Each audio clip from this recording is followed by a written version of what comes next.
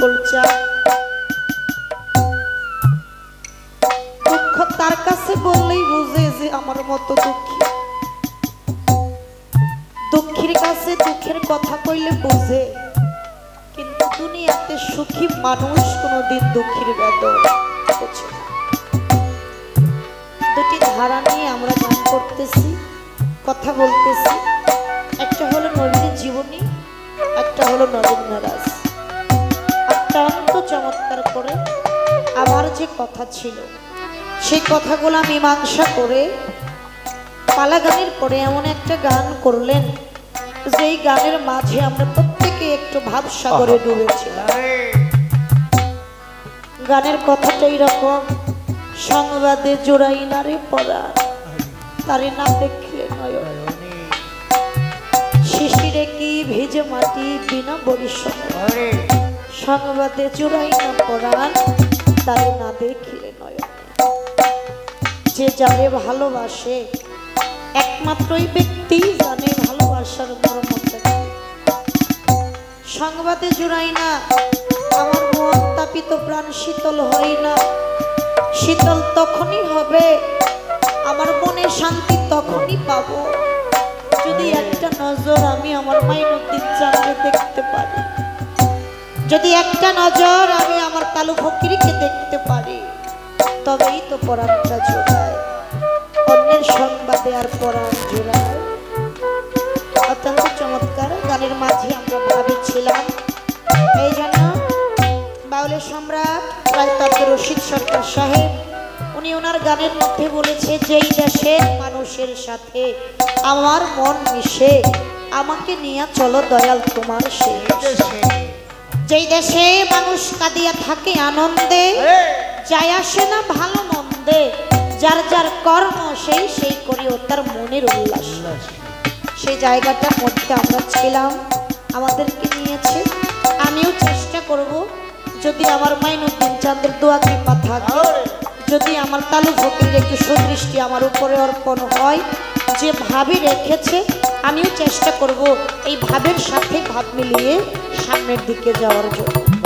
তো যাক, এ পর্যায়ে পালা নবীর জীবনী মেরাজ পালা। এই জন্য কথার মধ্যে বলে থাকে গানের পৃষ্ঠে গান, কথার পৃষ্ঠে কথা, গানের পৃষ্ঠে গান। এরই নাম হলো বিচার বাউল। কথার পৃষ্ঠে কথা নাই আর গানের পৃষ্ঠে গান নাই, ওই গানে তেমন একটা সুখ সুবিধাও। আমি দাঁড়িয়ে বলেছিলাম আমি তো চেনা মানুষ, আমার গান তো সবাই শুনছে, নতুনের প্রতি আকর্ষণটা বেশি। তো আজকে আলামিন সরকার এই জায়গায় নতুন, ওনার গানই বেশি সম্ভব শুনবো। কিন্তু এক হাতে তো আর তালি বাজে না, তালি বাজাইতে গেলে আরেকটা হাতের দরকার আছে। তো চা খাওয়ার যতটা সময় লাগে ততটা সময় আমি ওনাকে দিব। আর অনেকদিন পর যেহেতু পাইছি আজকে কোনো সারাসারি নেই। উনিও দাঁড়ায় কইতেছে, কয় আমিও তো চাই একজন আরেকজনকে ধরে রাখুক, তার কারণ একজন আরেকজনকে যদি ধরে না রাখে তার সাথে প্রেম মহব্বত ভালোবাসার সৃষ্টি হয় না। আর যদি দুইজন দুই দিকে থাকে তাহলে প্রেম তো দূরের কথা, ঝগড়াই ওই মানুষ। ভালো লাগছে আলামিন ভাইয়ের কথা। তো এইবার আমার কাছে কথা রাখছে, আমি একটি গান করেছিলাম, কে লোরের মানুষ ভেসে আরব শহর কুরাইশ বংশে মোহাম্মদ মুস্তাফা নবী পারেরই কান্ডার। সে জায়গা থেকে আমার কাছে প্রশ্ন আসছে, আমার হুজুর পাক সাল্লাল্লাহু আলাইহি সাল্লাম যেদিন জন্ম নেবে মা আমিনার গর্ভে, যে ঘরটার ভিতরে জন্ম নিয়েছে, যখন একটা সন্তান জন্ম নেয় তখন মায়ের প্রসব বেদনা উঠে, ওই সময় অনেক দায়ী মা চলে যায়। একজন যায় বা দুজন যায়, যে বেশি বুঝে তাকে নিয়ে যায়, এরকম ঘটনা ঘটে। কিন্তু ওনার কথা হলো আমার দয়াল নবী পৃথিবীতে আগমন করলেন, যে ঘরের ভিতরে জন্ম নিলেন, মায়ের যখন ব্যথা উঠলো তখন 4 জন মানুষ গিয়েছিল। এই 4 জনের নাম কি, তারা কি কি নিয়েছিল? একটা কথা, আরেকটা কথা রাখছে, ওই ঘরের ভিতরে একটা গর্ত হয়েছিল, ওই গর্ত হওয়ার কারণটা কি এত কিছু কই না।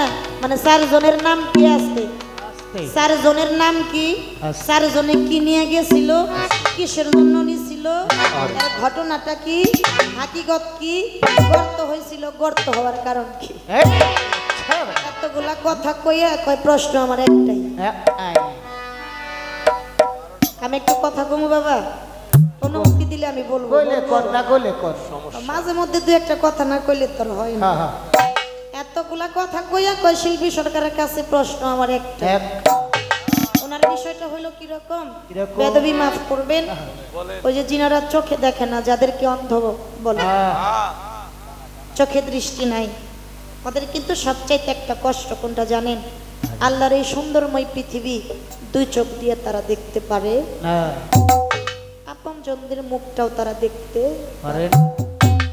এমন একটা লোক বৈশা বৈশা একটা গাছের নিচে আল্লাহরে দোষারোপ করতেছে, তাই আল্লাহ আমারে দুনিয়াতে পাঠাইছে, আমার চোখের দৃষ্টি দেয় নাই, আমি কাউরে দেখতে পারি না।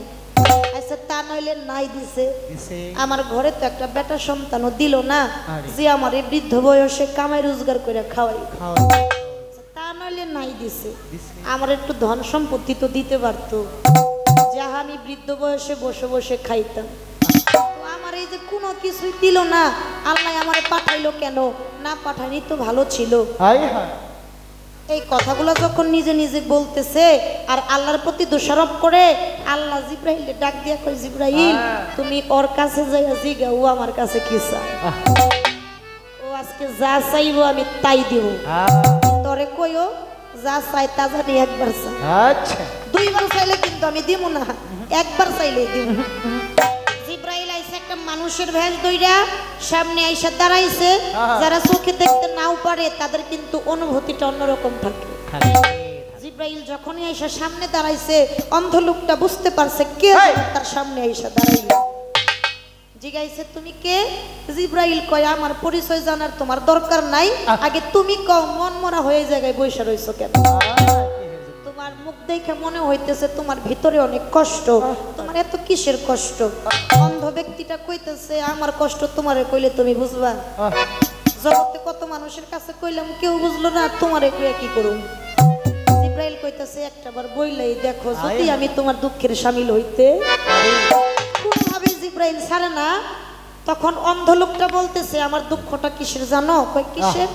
কই আমার প্রথম দুঃখ হইল আল্লাহ আমারে দুনিয়াতে পাঠাইছে, চোখে দৃষ্টি দেয় নাই, আমি কাউরে দেখতে পারি না, এই পৃথিবীও আমি দেখতে পারি না, এই যে একটা কষ্ট। আরেকটা কষ্ট হইল আমার ঘরে কোনো বেটা সন্তান দেয় নাই যে আমারে কামাই রোজগার করে খাওয়াইবো, এই যে একটা কষ্ট। আরেকটা কষ্ট হইল আল্লাহ কি আমার একটু ধন সম্পত্তি দিতে পারতো না, টাকা পয়সা দিতে পারতো না, তাও তো দিলে হইতো, আমার যে কোনো কিছুই দিল না আল্লাহ, তাহলে আমার পাঠাইলো তার কারণটা কি? জিব্রাইল কইতেছে তুমি আল্লাহর কাছে চাও, আল্লাহর কাছে চাইলেই তো দেয়, আল্লাহর কাছে যে চায় তারে আল্লাহ দেয়। ওই অন্ধ লোকটা কইতেছে আমি কত চাইলাম তো দিল না। জিব্রাইল কয় তুমি চাও, চাইলেই তোমারে দিব, কিন্তু মনে রাখো দুইবার চাইলে দিব না, একবার একবারে। অন্ধ লোক কয় সুযোগ আমার একবার দুইবার না, আমি কোনটা থুইয়া কোনটা চাও? যদি আমি চোখ চাই, একটা মা এবং একটা বাবা সারা দিনের দুঃখ যন্ত্রণা কষ্ট ভুলে থাকে, যদি সন্তানের মুখ খানাটা দেখতে পারে, সন্তানের মুখের দিকে তাকাইলে মা বাবার কোনো আর কষ্ট থাকে না। অন্ধ লোকটা কইতেছে আমি যদি চোখ চাই আমি কারে দেখুম, আমার ঘর তো খালি, আমার ঘরে তো কোনো বেটা সন্তান নাই, ঠিক আছে এটা চাবো না। আমি যদি ধন সম্পত্তি চাই, 2 দিন পরে আমি যাবো গা মইরা, এই ধন সম্পত্তি মাই সেই খাইব। আবার যদি কই বেটা সন্তান দাও, আমার তো জমি জমা কোনো কিছুই নাই, আমার যে অবস্থা আমার ছেলের তো ওই অবস্থায় হইব, পড়ছে বিপাকে, আমি কোনটা থইয়া কোনটা চাই? জিব্রাইল কইতেছে তোমার সময় চলে যাচ্ছে, তুমি চাও, পরে কিন্তু আর চাইলেও তুমি পাইবা না, একবার সুযোগ পাইছো, পরের বারে একবার সুযোগ পাইবা না। অন্ধ লোকটা কইতেছে কই ঠিক আছে আমি চামু, আমার চাওয়ার সাক্ষীটা তুমি, আল্লাহ যদি আমারে দেয় ভালো, আর না দিলে তো আর কি করার, কিন্তু আমি চাই। জিব্রাইল কই ঠিক আছে চাও, কই ঠিক আছে আমি চাইলাম। অন্ধের চাওয়ার ঢক নমুনা কিরকম? অন্ধ কইতেছে কই ও আল্লাহ তোমার দরবারে আমার চাওয়া, তোমার কাছে আমি চাই বেটার বউ সোনার থালে ভাত দিব, আমি নাতি নতি নইয়া 2 চোখ বইরা দেইখা খাইবার। জিব্রাইল কয় হাই রে হাই, দেখছো কত বড় চালাক, একবার চাইছে, একবার চাওয়ার মধ্যে সব চাইছে। বেটার বউ তার মানে আগে বেটা দিতে হইব, সোনার থালে ভাত দিলে ধন সম্পত্তিও দিতে হইব, আবার নাতি নতি অর্থাৎ বেটার ঘরে নাতি নতিও দিতে হইব, আবার তুই চোখ করে দেখে খাইব, তাহলে চোখের দৃষ্টি ফিরিয়ে দিতে হবে। একবার চাইলাম আর চাইলাম, জিব্রাইল কয় তোমার আর চাওয়ার লাগবো না, একবারের মধ্যে তো সবকিছু চাইয়ে বয়ে রয়েছো, তুমি আর চাইবা কি? আলামিন সরকারের চাওয়াটা ঠিক হইল। আমি এতগুলা কথা কইয়া কই আমি একটা প্রশ্নই করলাম, আমার আর কোনো প্রশ্ন নাই। একটার মধ্যে যদি এতগুলা থাকে পরের বার প্রশ্ন করে আর কি হইব? কিন্তু একটা কথা সত্য কইছে যে কোন ব্যক্তি যদি জিলাপি কিনা মনে মনে চিন্তা করে এই জিলাপি কেমনে বানাইছে, এই পেঁচ আমি খুইলা তারপরে খামো, ওর ভাগ্যে জীবনেও জিলাপি খাওয়াইব। আর আলামিন ভাইয়ের মতো কোনো লোক যদি দাঁতওয়ালা থাকে, দাঁত শক্ত, এই দুই চাপার মাঝখানে দাঁতটা দিলে জোড়া জোড়া একাই হয়ে যায়। এটা সত্য। ওইটাও আমি করছে, ভাল লাগছে। তারপরেও যে কথা আমার কাছে রাখছে আমি বলার চেষ্টা করব। আগে একটা গান করি, তারপর দেখা যাক আমার মাইনুদ্দিন চান কালু ফকির আমাকে কোন পথে নেয়। দয়ালের দোয়া আশীর্বাদ থাকলে সেদিকে যাওয়ার চেষ্টা করব। একটা গান রাখি, গানের মধ্যে দিয়ে আমি আমার কাছে যে কথা রাখছে সে আলোচনা রেখে তারপর আজকে মেরাজ নিয়ে অনেক কথা শুনলাম, ভালো লেগেছে। এই জন্যই যে জায়গায় কথা ঠিক ওই জায়গায় আলোচনা, ওই জায়গা থেকেও কিছু কথা আমি বলবো। আগে একটা গান করি। ধন্যবাদ। আকাশের তারা গুলি, ওই আকাশের তারা গুলি, আকাশের তারা গুলি ঝিলমিলি ঝিলমিলি জ্বলছে, ডালে ডালে ফুলি গুলি সৌরভে ধুলছে। রাসূল এসেছে, আল্লাহর হাবিব এসেছে, রাসূল এসেছে, আল্লাহর হাবিব এসেছে।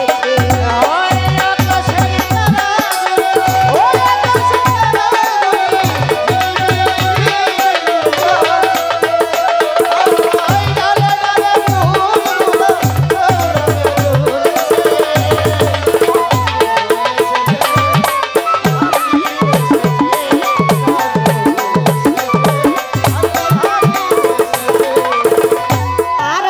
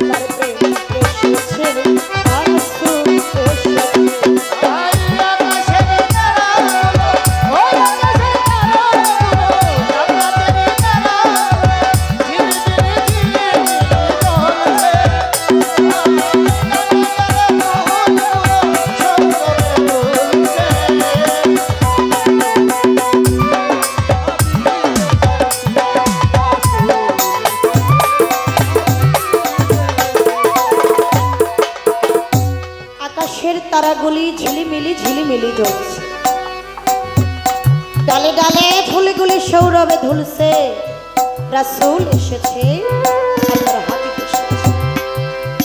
এই গানটা আমি এই জন্য রাখলাম কারণ আমার কষ্টটা ঠিক এই জায়গায় করছে। সেটা কি জন্ম থেকে এই গানের অন্তরের মধ্যে তাই আছে। আরব দেশে কাবারও পাশে মানবের সেরা মানব এসেছে। মা আমেনার কোলে চন্দ্র ধলে পাখিরাও ডালে ডালে গান ধরেছে। আমার দয়াল নবী, আমি আগেই বলেছি, মানব নয় মানবের গঠন ধরে এই পাপি তাপি কলির যুগ উদ্ধারিবে বলে আল্লাহ তাকে রহমত স্বরূপ দুনিয়াতে প্রেরণ করছে। আমার নবীর কিন্তু তিনটা ভাব, তিনটা রূপ। একটা হলো মালাকি, এটা ফেরেশতা কোলের জন্য। একটা হলো বাশারি, এটা দুনিয়ার মানুষের জন্য। আর একটা হলো হাকিকি, এটা একমাত্র মাওলা আলীর জন্য। আমার নবীর হাকিকি রূপ দেখছে বিধায় মাওলা আলী কিন্তু বেলায়েত প্রাপ্ত। আলী ছাড়া আমার নবীর হাকিকি রূপ আর অন্য কেউ দেখতে পারে। তো তিনটা ভাব, তিনটা রূপ। আমার দয়াল নবী যখন জন্ম নিয়েছে অনেক ঘটনা ঘটেছে। হাদিসের মধ্যে আসছে, নবীর জীবনীর মধ্যে আসছে, যে গাছের মধ্যে পাতা ধরতো না, আমার নবীর জন্মের কথা শোনার সঙ্গে সঙ্গে সেই মরা গাছটাও তাজা হয়ে গেছে। যে জায়গায় পানি ছিল না সেই জায়গায় পানিতে ভরপুর হয়ে গেছে। যে অসুস্থ ছিল সেও সুস্থ হয়ে গেছে। কেমনে সুস্থ হয়েছে? সে আমার দয়াল নবীর একজন প্রেমের আশিকিন ছিল। আবার অনেক ঘটনা এরকমও ঘটছে, অনেকের বাড়ি ঘরও কইরা গেছে, আবার অনেক সাগরের পানিও শুকাইয়া গেছে। সবই আমার আল্লাহর লীলা। কিন্তু কথা একটাই, আমার নবীকে যারা ভালোবাসতো, যারা আমার নবীর দিনকে বিশ্বাস করে মহব্বত করে, আমার নবীকে যারা মহব্বত করে, তাদের কাছে এরকম ঘটনা ঘটছে। মরা গাছে পাতা ঘটছে, অসুস্থ লোক সুস্থ হয়ে গেছে, বোবা মানুষ কথা বলতে পারছে, অন্ধ ব্যক্তি চোখে দেখতে পারছে। আর যাদের ঘর বাড়ি পুইরা গেছিল তারা আমার নবীর দিনের বিরুদ্ধে। এই জন্য আমার আল্লাহ পাক একটু শিক্ষা দেওয়ার জন্য এইরকম ঘটনা ঘটাইছে। হাদিসের মধ্যে আসছে যার নাম ছিল বহিরা পাক। আমি এদিকে যাব না, আমার কাছে কথা রাখছে আমার হুজুর পাক সাল্লাল্লাহু আলাইহি সাল্লাম যখন মায়ের গর্ভে। বাজান, একটা মেয়ের সবচাইতে নিদান কাল হলো একটা সন্তান প্রসব করা। এর চাইতে নিদান তার জীবনে কোনো সময় আসে না। আমি দেখেছি আমার এই ছোট বয়সে অনেক মা সন্তানরে দুনিয়াতে আনার সময় বিদায় নিয়ে চলে যায়।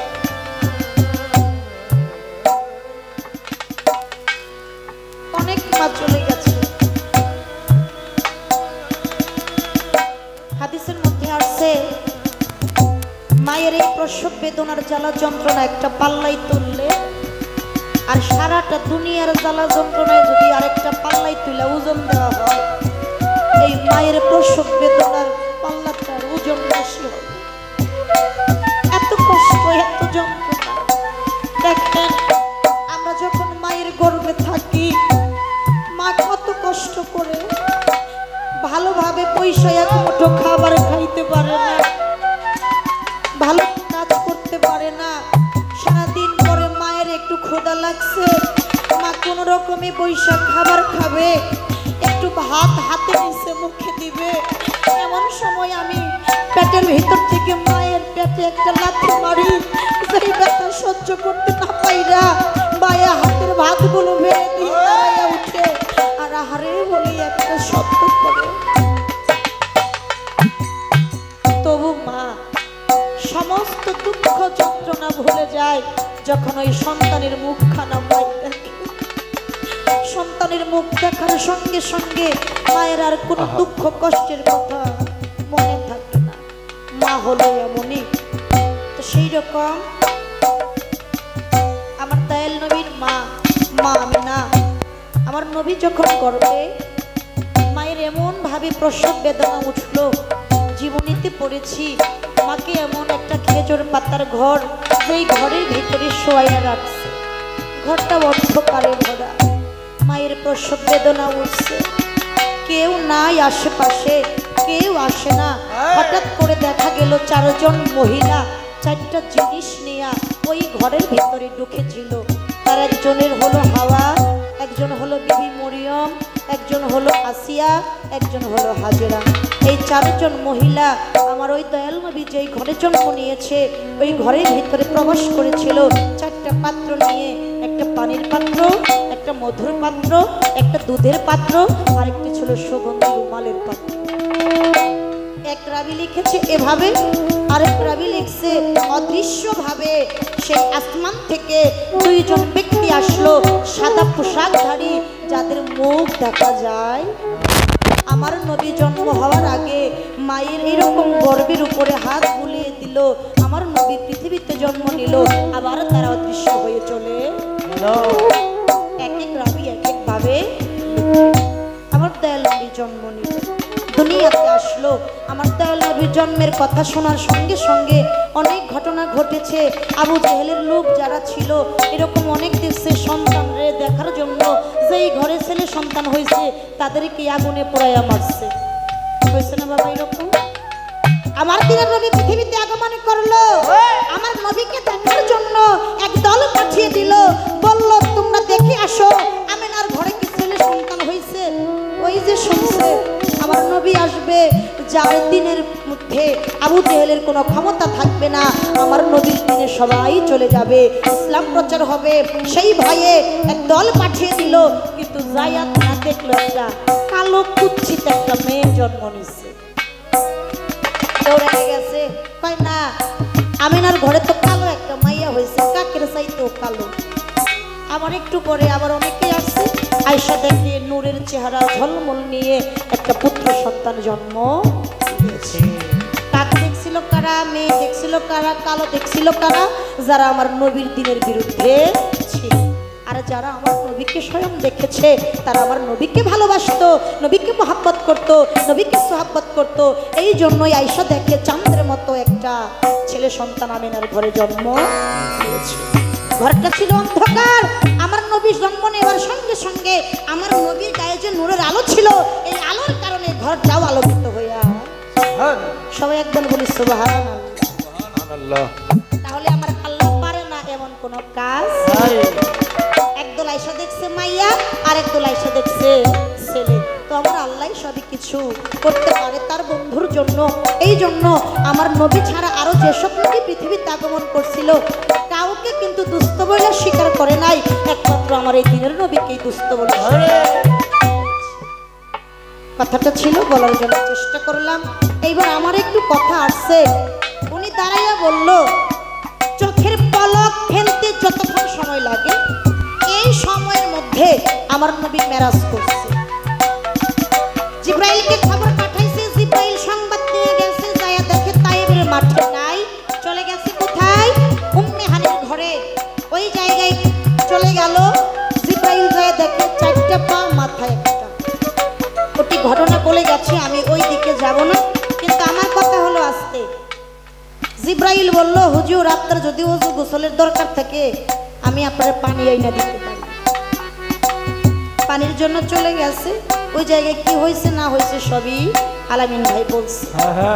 আমার শুধু এই জায়গায় একটু কথা থাকবে, আলামিন ভাই আপনি একটু বলবেন, যেহেতু জিব্রাইল চলে গেছে পানির জন্য, কিন্তু পানি নিয়ে এসে দেখে আমার দয়াল নবীর ওযু হয়ে গেছে, তাহলে পানির জন্য পাঠানোর দরকারটা কি এটাও তো বোঝার দরকার আছে। কিন্তু এই কথা আমার জানার বিষয় না। আমার জানার বিষয় হইল যেই পানি দিয়ে আমার নবী ওযু কইরা মেরাজে গমন করছে এই পানি বর্তমানেও আছে। এই পানির ভজন সাধন কর্ম বর্তমানে হইতেছে। যতক্ষণ পর্যন্ত এই পানির সাধন ভজন কর্ম না হয় ততক্ষণ পর্যন্ত ওই ব্যক্তিটাও মেরাজে যাইতে পারে না। যেই মেরাজটা হলো একজন গুরুয়া ভক্ত। এই জন্য একটা গানের মধ্যে আছে পীরের বাড়ি ভক্তের কাবা মেরাজ হয় দেখা মাত্র, যে জন কামেল পীরের হইছে খাঁটি ভক্ত। আমার একটু জানার বিষয় আলামিন ভাই, আমি ওই পানি দিয়ে করুম কি যদি আমার এই পানির খবর না থাকে? তাই আপনি একটু বলবেন এই পানির কর্ম সাধন ভজনটা কি, আর এই পানি দেখতে কিরকম। 1 নাম্বার 2 নাম্বার আজকে উম্মে হানির ঘর থেকে আমার নবী মেরাজ করছে। উম্মে হানি থেকে বর্ণিত, উনি বলছে আমার হুজুর ঘরের বাহিরে যায় নাই। ঘরের বাহিরে যদি না যায় থাকে, এই যে বুরাকের দরকার হয়েছে, রবের দরকার হয়েছে, 7 আসমান ভেদ করে আমার আল্লাহর সাথে দেখা সাক্ষাৎ করলো, নাকি ঘরের ভিতরেই হয়েছে? তো অবশ্যই বাইরে যাওয়ার দরকার আছে। বাইরে না গেলে এই যে বুরাক পাইলো, রব পাইলো, এটা কোথা থেকে আসলো? আমার কথা হলো হাদিসের মধ্যে আছে একটা ঘরের শিকল যেরকম নাড়াচাড়া করে, মেরাজে যাওয়ার আগে আমার হুজুর পাকের এই ললাটের সাথে নাড়া লেগে শিকল নাড়াচাড়া করেছিল। মেরাজে কেটে গেছে 27 বছর, 27 বছর পরেও আইসা থাকে শিকলটা ঠিক তেমনই নাড়াচাড়া করতেছে।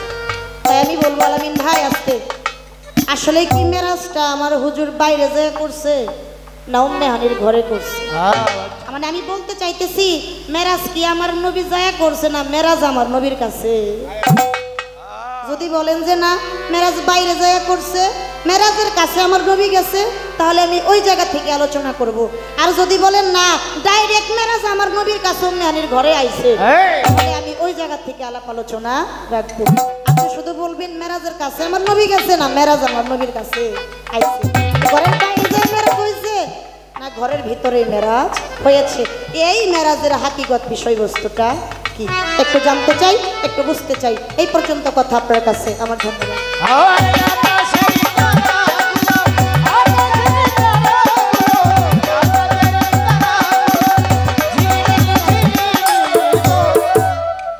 একটা গান করেছে ওনার উস্তাদে বাবাজান মালিক সরকার, ভক্তি রাখি চরণে। বিরহ বেদনার মাঝে হইবে মিলন, অঝরে ঝরেছে বন্ধুর দুটি নয়ন। এই গানটার মধ্যে একটা ছন্দ, থাকবে না দিন থাকবে না রাত, আজ হবে মুদের মোলাকাত। 27-এর বিষয়টা আমি একটু জানতে চাইবো আলামিন ভাই, আপনি বলবেন 26 না 25 না 28 না 29 না 30 না, এই 27-এর মধ্যেই অর্থাৎ 27 তারিখেই মেরাজে যাওয়ার কাহিনীটা কি? এই 27-এর ঘটনাটাই কি? বলবো বলবো বলবো বলবো এটা আমি ভুলি নাই, আছে এই 27-এর মধ্যেই কাহিনীটা কি? একটা রাতের মধ্যে একটু সময়ের মধ্যে 27 বছর কেটে গেছে।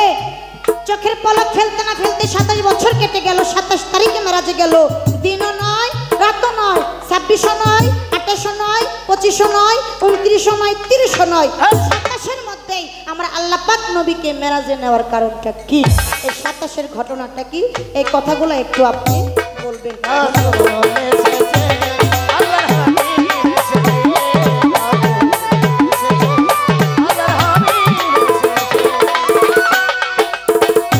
আমার দয়াল নবী জন্ম নিয়েছে যে ঘরের ভিতরে, আমার দরদি বলতেছে যে গর্তের বিষয়টাকে আমি ভুলি নাই। আমি এই জন্য বলি নাই, দেখি আপনাদের মনে আছে কিনা। ভালো লাগতেছে আপনারা যে গান শুনতেছেন, অনেক জায়গায় আছে শুধু খালি মাথা নাড়াচাড়া করে, পরের বার জিগাইলে কয় কি যেন কইলাম মা বুঝি নাই তো। গর্তের বিষয়টা কি? যে ঘরে আমার নবী জন্ম নিয়েছে সেই ঘরে একটা গর্ত হয়েছিল। কেন হয়েছিল? এই হওয়ার কারণটা আমি আগেই বলেছি, আমার নবী যে ঘরে জন্ম নিয়েছিল সেটা ছিল একটা খেজুর পাতার ঘর। খেজুর পাতার ঘর ছিল, একটা অন্ধকার ঘর। ওই জায়গার মধ্যে এমন একটা জিনিস ছিল, একটা মূর্তির মতো ছিল, যেই মূর্তিটা ইহুদিরা পূজা করত। আমার নবীর জন্ম নেওয়ার সঙ্গে সঙ্গে অন্ধকার ঘরটা আলো হয়ে আমার নবীর স্পর্শে যেমন জমিন এই মাটির জন্মটা ধন্য হয়েছে, ওই রকম আল্লাহর ইশারাতে ওই মূর্তিটাও গর্ত হয়ে মাটির নিচে চলে গেল, যাতে ওই পূজা আমার নবীর বিরুদ্ধে যারা করতো তারা যেন আর না করতে। এই জন্য ওই জায়গাটা ঘূর্ণিঝড়ের মতো হয়েছিল, হয়ে ওই মূর্তিটাকে মাটির ভিতরে নিয়ে গিয়েছিল। এই ছিল কথা, আমি বলার জন্য চেষ্টা করলাম।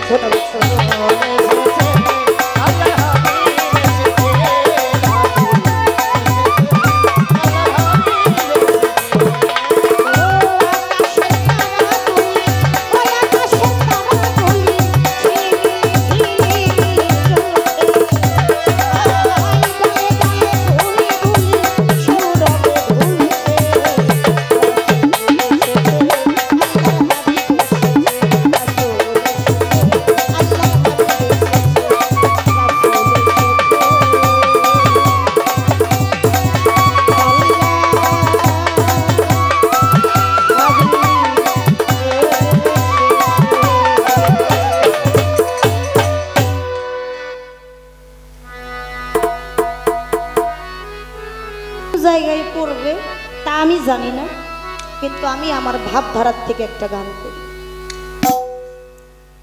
অন্য কোনো জায়গায় পড়ে নাই। এটা একটা ভক্তের কাকুতি দয়াল,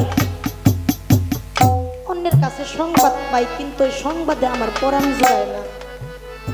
আমার পরাণ জুড়াবে আমি যদি তোমারে দেখতে পাই। এটা যে গুরুকে ভালো না বাসে তার কাছে কিন্তু ভালো লাগবে না।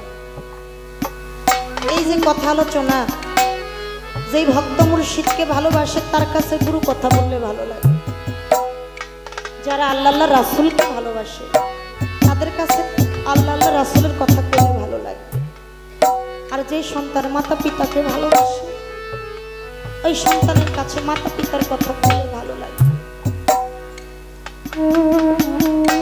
ভালোবাসা যে কি, দুনিয়াতে সব কিছুই জোর করে আদায় করা যায়, টাকা দিয়ে আদায় করা যায়, কিন্তু তিনটা জিনিস কোনোদিন জোরের মাধ্যমে আদায় হয় না।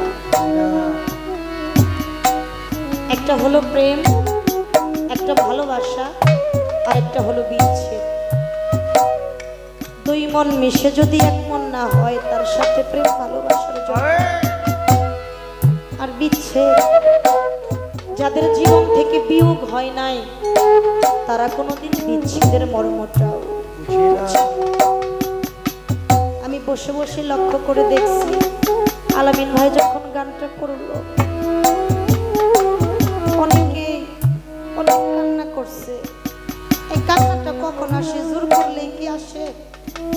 জোর করে কোনোদিন চোখের পানি আনা যায় না। আর যখন আসে তখন হাজারো বাধা দিলেও ধরে রাখা যায় না।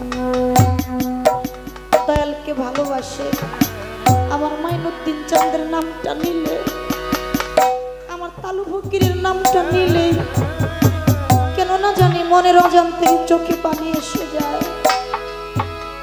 এটাকেই বলে ভালোবাসা। কিন্তু আজকে এই জায়গায় আমরা কতজন আসছি, কত সাধু গুরুর আয়োজন, কত বান্ধবী তো পাইলাম, কত দরদি দেখলাম।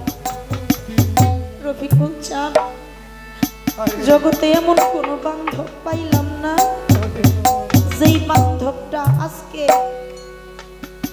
একবারের জন্য হইলেও আমার মাইনুদ্দিন চাঁদরে আইনা দেখাইল। জগতে এমন কোন দরদি দেখলাম না, পাইলাম না যে আজকে একটা বারের জন্য হইলেও আমার তালু ভকিটাই না দেখাইল। মানুষ সেই দূর প্রবাসে থাকে, প্রবাসে থাকলেও ভিডিও ফোনের মাধ্যমে দেখা যায় ওই প্রবাসী আমার আপনজনটা কেমন আছে, কি খাইতেছে, কি করতেছে।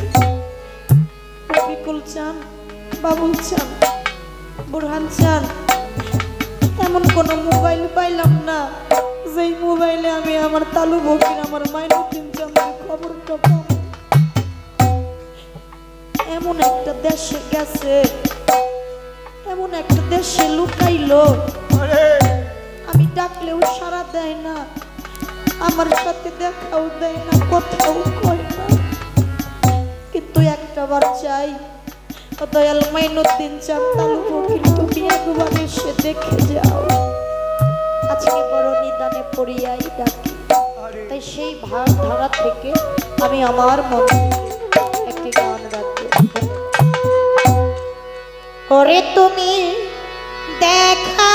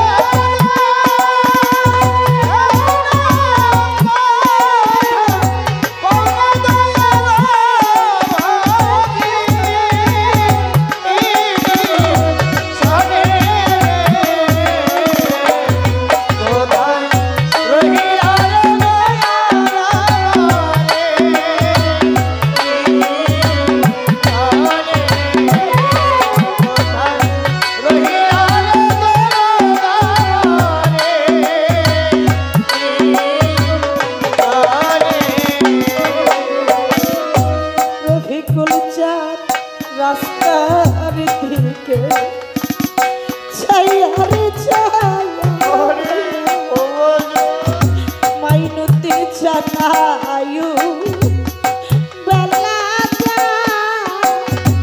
আই ডুবি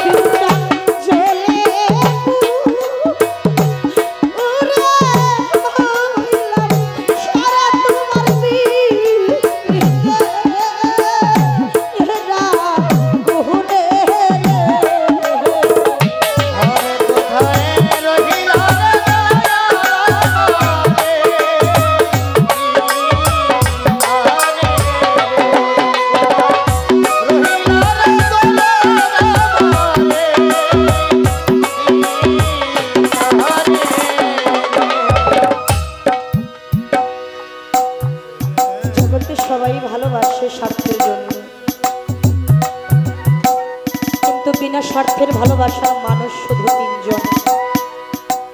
মহসিন ভাই, তার একজন হচ্ছে জনম দুঃখী মা, যে মায়ের ভালোবাসায় কোনো স্বার্থ নেই। আরেকজন হচ্ছে জন্মদাতা বাবা,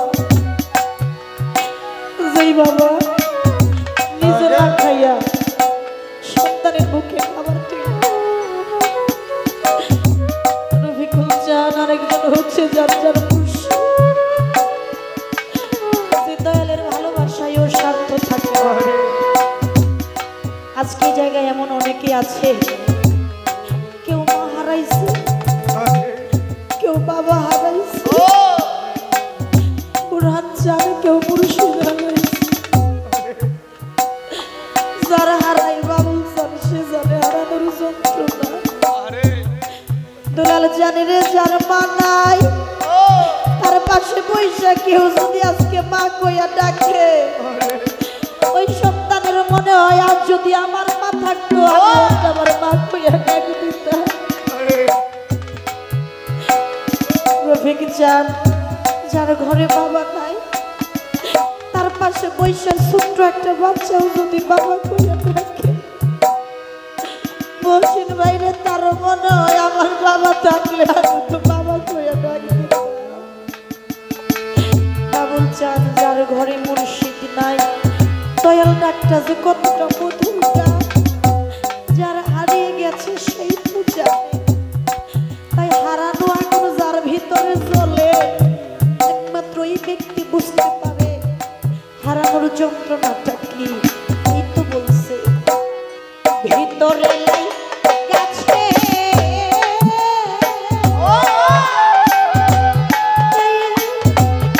বাবা হারার আগুন,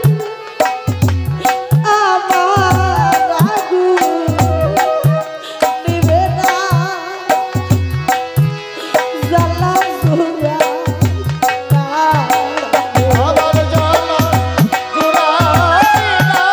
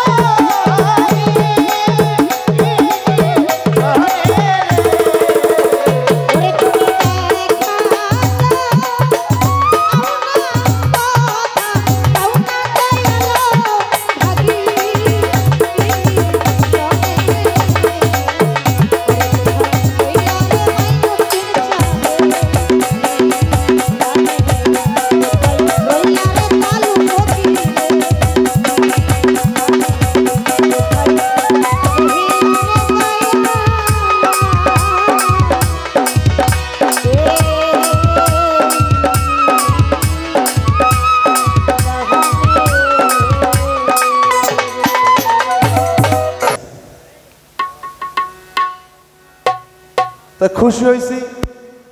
আমি যদি নাও চাইতে পারি, জবাব কিন্তু ভালো দিছে, দিতে কিন্তু কম দেয়। ভালো। এবার আমার কাছে প্রশ্ন করছে, আপনারা আপাতত একটু হলুদ কার্ড দেখানোর দরকার, যারা আছে আপনারা দেখবেন। আমার আমি সম্ভব না, আমি এক প্লেয়ার, উনি এক প্লেয়ার, আপনারা রেফারি নাকি। তো প্রশ্ন কিন্তু দুইটা করে চলতেছে, এবার কিন্তু একটু বেশি হিসাব করছে, এই জন্য হলুদ কার্ড। না ভালো লাগছে। প্রশ্ন যে শিল্পী করতে জানে না, ওরা আমি শিল্পী কই না। জবাব দিতে পারি আর না পারি, প্রশ্ন করার লাগবো কি কন? হ্যাঁ, বাউল বিচার গানে প্রশ্ন না থাকলে কোনো মজা নাই। আর যারা প্রশ্ন করতে পারে ওরা জানি ওই কি গান জানি নামছে একটা, ডিজে নাকি, এগুলা গাইয়া। প্রশ্ন আছে, জিব্রাইল পানির জন্য গেল, এই প্রশ্ন তার না। আসলে তো ওই পানি দিয়ে উজু করে নাই, তাহলে দয়াল নবীজি কোন পানি দিয়ে উজু করছে, এই পানির সন্ধান জানবার চাই। এই পানি এখনো আছে, এই পানির কর্ম করুন লাগবো। যারা এই পানির কর্ম না করছে ওরা মেরাজের দেখা সাক্ষাৎ পাবো না। যে কইছে একজন, কি কাকা কত বাড়ি গনে, বোয়াল মারি, মারছ দুই সেটা না হুদাই কস, বাড়ি হলো বোয়াল মারি, মারছ দুই সেটা না হুদাই কস। তাইলে প্রশ্ন করাই যায়। আমিও এগুলা মোটামুটি মুর্শিদ যদি বলে আপনাদের দোয়া দোয়া থাকলে আমিও বলতে পারবো কিন্তু আমার কাছে কি এই পানির সন্ধান আছে কিনা? কে এই পানির সন্ধান আমার কাছে আছে কিনা? এই পানি দেখতে কেমন? 17তম রসে 3 ঘাটে হয় খেলা, সুজন রসিক মিলাইছে প্রেমের মেলা। আচ্ছা, এখন এটা রজ্জবালি দেওয়ান সাহেব একটা গান লিখছে, আল কোরআনে প্রমাণ এলো আসে কান্তার ইশারা, আই খেয়ে ভেস্তের ওই সারাবান। কারণ পুর মুর্শিদের কাছে আছে এটা, কেউ কই পানি, কে কই সারাবান তহুরা, কে কই প্রেম ফল। এই পানিরই অনেক নাম আছে, জল আছে, ওয়াটার আছে, মাম আছে, বিভিন্ন স্থানকাল পাত্র। সাধুদের ভাষায় ইহা অন্য কিছু, পুরাণের ভাষায় ইহা অন্য কিছু। এখন কলা তো আসলেই ছিলে বাজারে বিক্রি করা যায় না, যায় শিলানু কলা কখনো বাজারে কেউ নেয় না। এটা চুষা আছে, চুষার ভিতরে যে কলা আছে এটা তোমার খালি বুঝানোর লাগবে। কলা দেখলে, জাগার মধ্যে কলা দেখলে বুঝন রাখবো, চুষা দেখলে বুঝন রাখবো এটার ভিতরে কলা আছে। আমি এরকম খালি কলাটা দিতে পারো, চুষা দেখবা তুমি, কিন্তু ভিতরে যে কলা আছে এটা দেখবা না। তোমার জ্ঞান দিয়ে বুঝানোর লাগবো এটা কলা আছে। আলাপ করুম ইনশাল্লাহ। আজানের কয় মিনিট আছে তা আমি জানি না। এখন যে আলাপ আমার কাছে আইছে, আমার মনে হয় যে একবার আমি শেষ যদি দিতে পারতাম তাইলে আমার ভালো লাগতো, না তাও শেষ দিব না। দেখেন যেই পালাটা, যেই ধারাটা দিছে আজকের এই গুরুত্বপূর্ণ একটি মাস, গুরুত্বপূর্ণ একটি দিন, এই দিনে যেই ধারাটা দিছে কমিটিকে আবারও সাধুবাদ জানাই, ভক্তিবাদ জানাই। নবীর মেরাজ, নবীর জীবন। শিল্পী সরকার অনেক ভালো আলোচনাই করছে। আচ্ছা,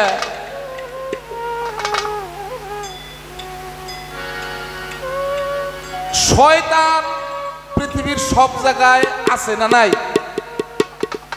কি কর? আছে আছে। আচ্ছা, একটু হাইটা হাইটা কই, ঘুরে কই, আমরা কাছে না গেলে আমার ভালো লাগতেছে না। আচ্ছা, কিছু কিছু মানুষ মনে করতেছে আলামিন এটা ভুল করলো, মসজিদ তোরা শয়তান নাই, মনে মনে কিছু লোকে কইতেছে। আচ্ছা, মসজিদ তোরা কই কাতার সোজা করে খাই না, একবারে এক পাও আর এক পাও ঠেকায় খারেন, ফাঁকা থাকলে কিন্তু আয়া কি দাঁড়াবো? তাহলে মসজিদ করাও শয়তান আছে। এটা কাগজ বিশ্বাস আছে, মানে শয়তান যে সব জায়গায় আছে এইটা সবার বিশ্বাস আছে। কিন্তু একদল লোক আছে, শয়তান সব জায়গায় আছে ঠিক, কিন্তু নবী সব জায়গায় না। শয়তান সব জায়গায় ঢুকতে পারে, কিন্তু নবীজি সব জায়গায় ঢুকতে, সব জায়গায় যাইতে পারে না। আছে না এরকম? আমরা নবীর নামের মিলাদ কিয়াম দাঁড়াইয়া করি, আমরা নবীকে হাজির নাজির যাই না করি, এইটা একদল নিষেধ করতেছে, করে না? তার মানে অবগত হলে শয়তান উনু আছে, কিন্তু নবীজি নুয়াইতে পারবো না। নাউজুবিল্লাহ মিন জালিক। আচ্ছা, আমি ওদিকেও যাব না। কথা ছোট্ট একটা কথা বলবো আমি, তারপরে গানে চলে যাব, তার প্রশ্নে চলে যাব। আচ্ছা, যে ঘটনা কইছে নবীজি দুনিয়ায় আসছে, একদল যায় দেখছে মেয়া, আর একজন দেখছে পোলা। কেন দেখছে? মানে আবু জেহেলের উম্মত আছে কইলে, আছে না? আবু জেহেলের উম্মত আছে আমাকে দেশে, আছে না? এখন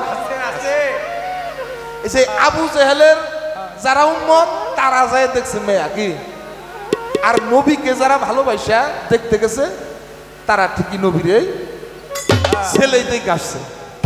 এবার আসেন, নবীজি মেরাজ থেকে আইসা বর্ণনা দিছে, আমি মেরাজে গেছিলাম, এই দেখছি, আরশ কুরসি লৌহ কলম ব্যস্ত জগৎ ইত্যাদি ইত্যাদি, আল্লাহ আমারে সবকিছু দেখাইছে। আল্লাহ এসে বলতেছে আবু জেহেলের কাছে এই খবর গেছে, নেতাজি খবর শুনছেন?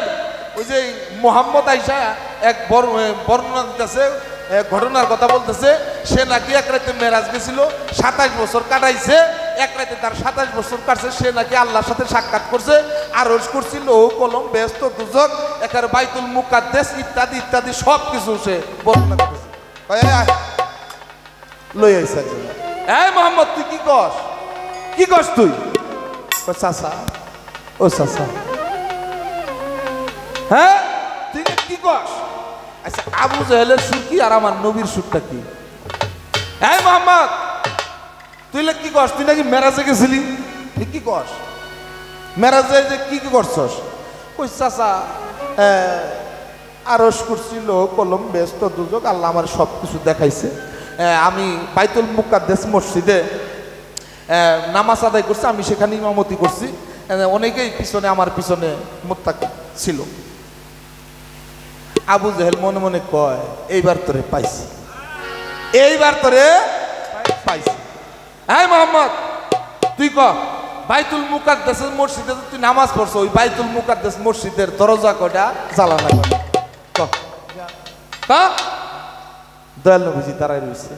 আচ্ছা এবার আপনারা একটা জিনিস লক্ষ্য করুন, এখান থেকে আপনি চট্টগ্রাম যাইবেন, ধরেন মাঝখানে নামাজের সময় আজান দিছে মসজিদে, আপনি গাড়ির থেকে নাইমা গাড়িটা স্টপেজ দিয়ে উজু করে মসজিদে নামাজ আদায় করছেন, নামাজ আদায় করে আবার চলে আসছেন, রওনা দিচ্ছেন।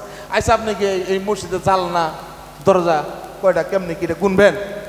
হ্যাঁ আচ্ছা নবীজি তো তা করে নাই, নবীজি দাঁড়াইছে।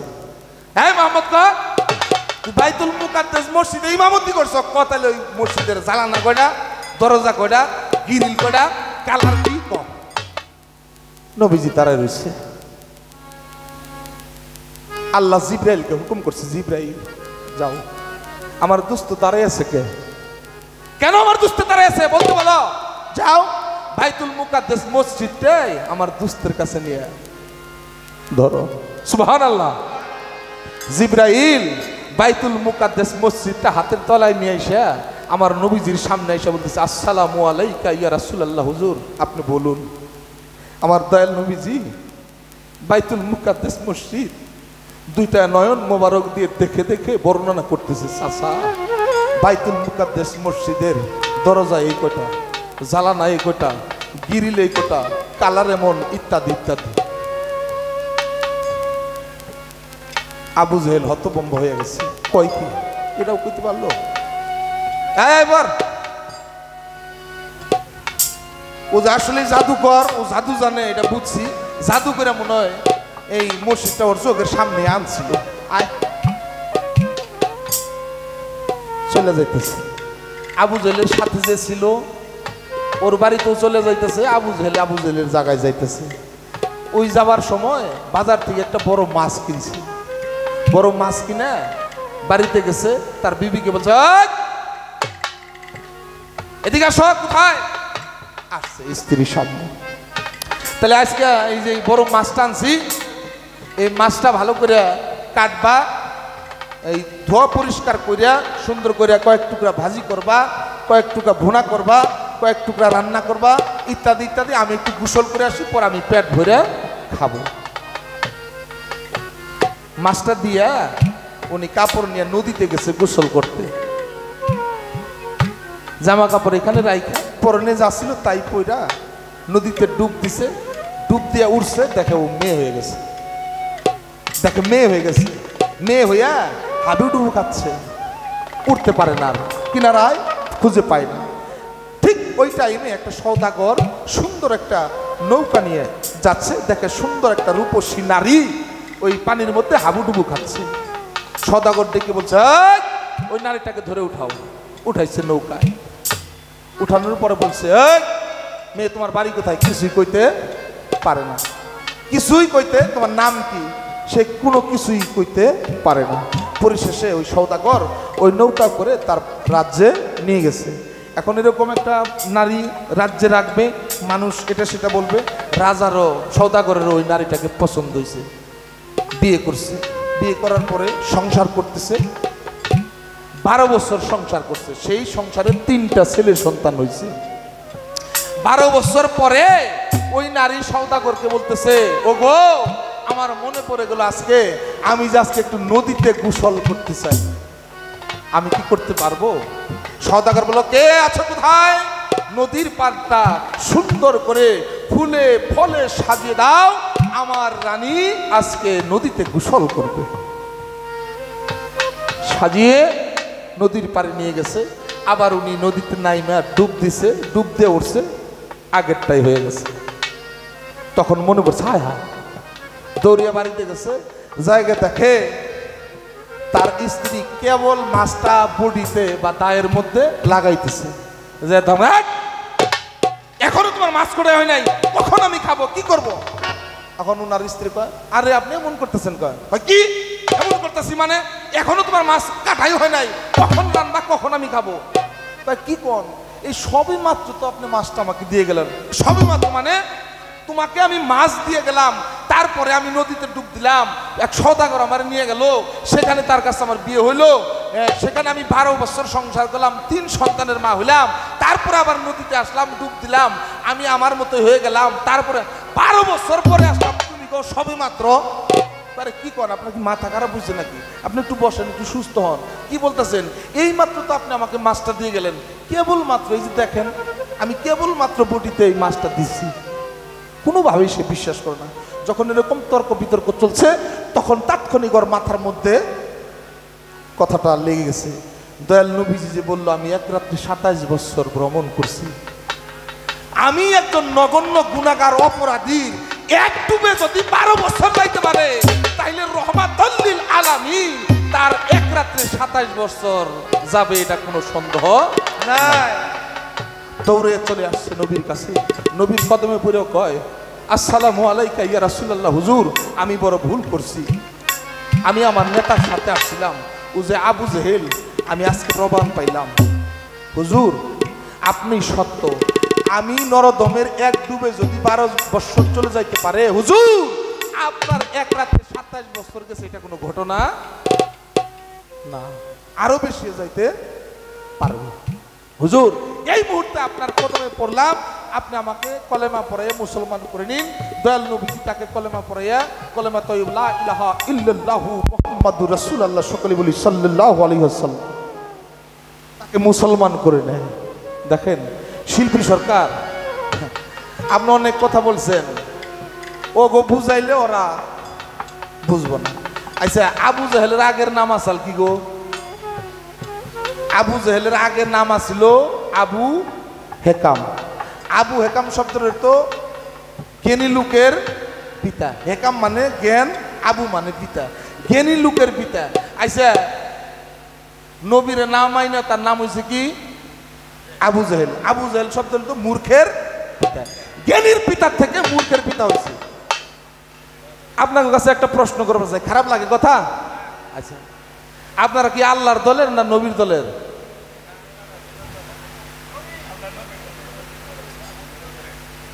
ঝামেলা, এই কথা ইউটিউবে চলে যাব।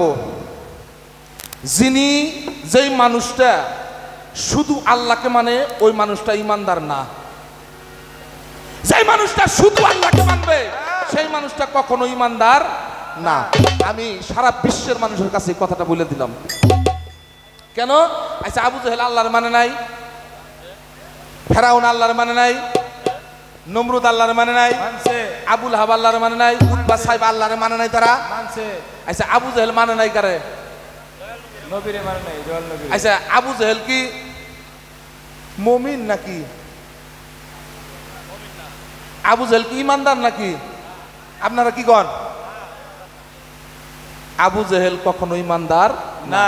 আচ্ছা, আল্লাহর মানছে, তাহলে ইমানদার নাকি? এখানেই বোঝা গেল, যতক্ষণ পর্যন্ত নবীর প্রতি মানুষের ঈমান না আসবে, ততক্ষণ পর্যন্ত ওই মানুষটা ঈমানদার হইতে পারবে না। তাই এই বেলায়েতের জামানায় যতক্ষণ পর্যন্ত এই মানুষ পীর মুর্শিদের প্রতি ঈমান না আনবে, ততক্ষণ তিনি সে খাঁটি মুসলমান হইতে পারবে না। শিল্পী সরকারের অনেক কথা ছিল, মানে সেও কিছু প্রথমে বলছে, এই জন্য আমি দুইটা কথা নবী সম্পর্কে একটু বললাম। এবার আসেন, নবীর কাছে মেরাজ আইছে না নবী মেরাজে গেছে?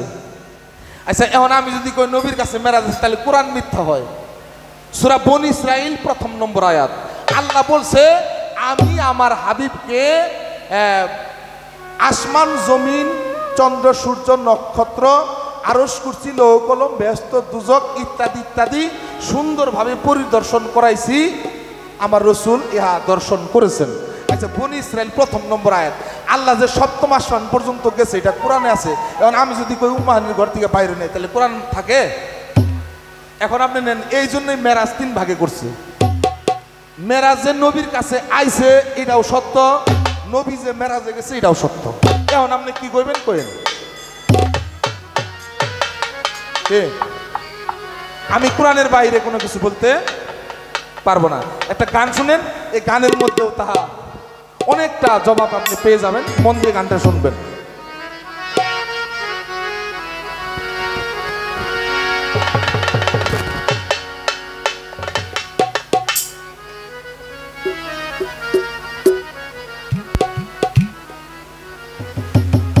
বুঝতে পারবে জ্ঞানী জনে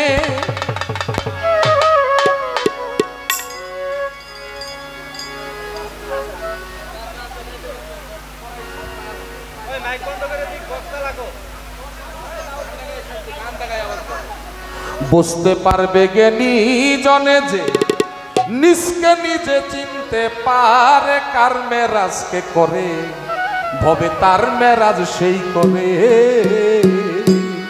বুঝতে পারবে জ্ঞানী জনে, বুঝতে পারবে জ্ঞানী জনে যে নিজকে নিজে চিনতে পারে, কার মেরাজকে করে দেখো কার মেরাজকে করে।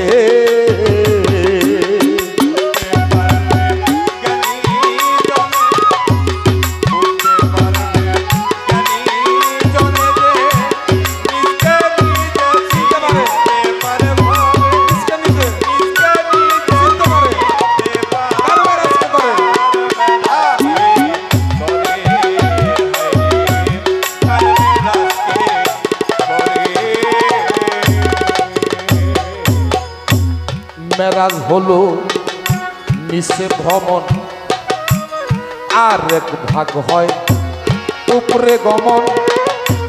সালাতে মুমিনের দর্শন 3 ভাগে ভাগ করে, 3 ভাগে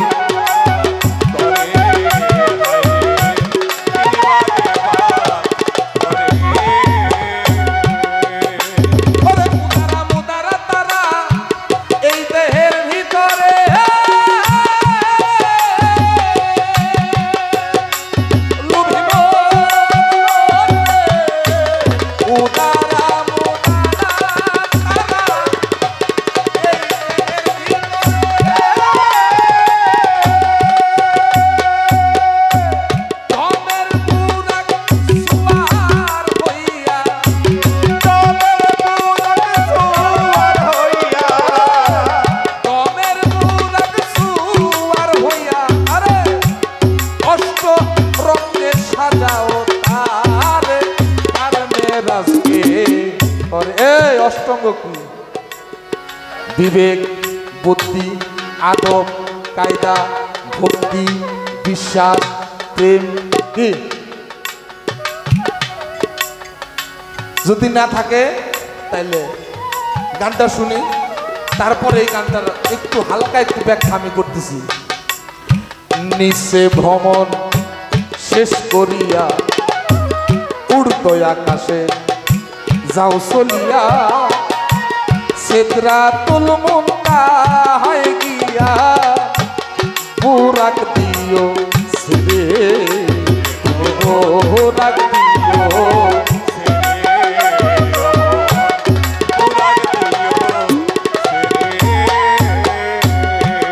নিজে আল্লাহ বুরাক হইয়া নিতে আসবে তোরে।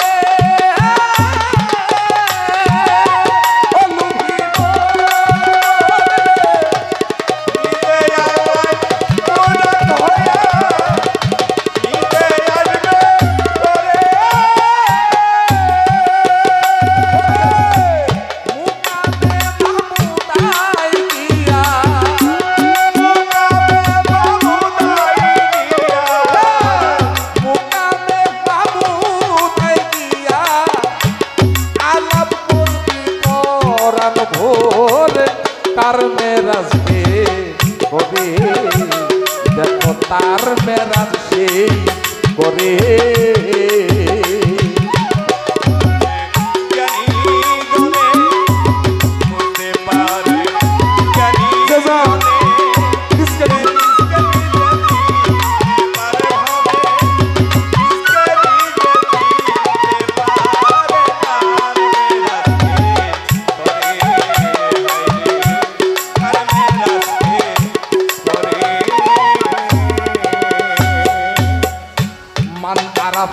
নিঃসুরতা তুই শুনিস তোর নিজের কথা তুই মিলে একই সত্তা যাবি একের ঘরে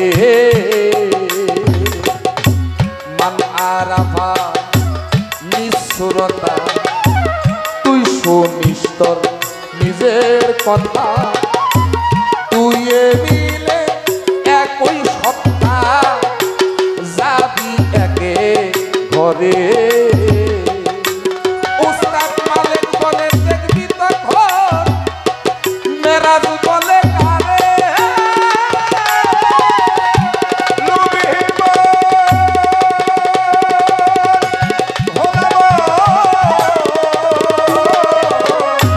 মালিক বলে দেখবি তখন মেরাজ বলে কারে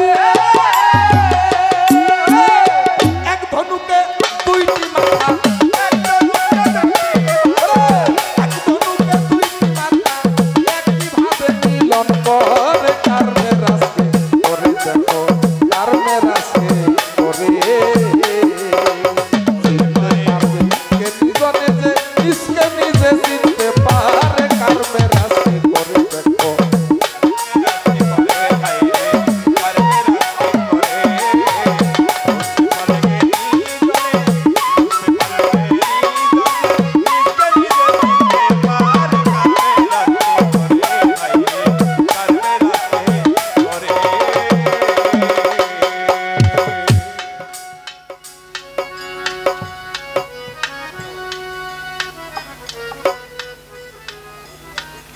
হ্যালো আর দেখ আজান দিলে বাইরের গুলো বন্ধ করে দিয়ে আগে বন্ধ করে দেন কয়েক মিনিট আগে বন্ধ করে দেন এইটা থাক আজান দিলে আমরা বন্ধ করে দেব বন্ধ করে দেবো বন্ধ করে দেন আজান দেখ নাকি আলাপ শুরু করলে আবার হ্যাঁ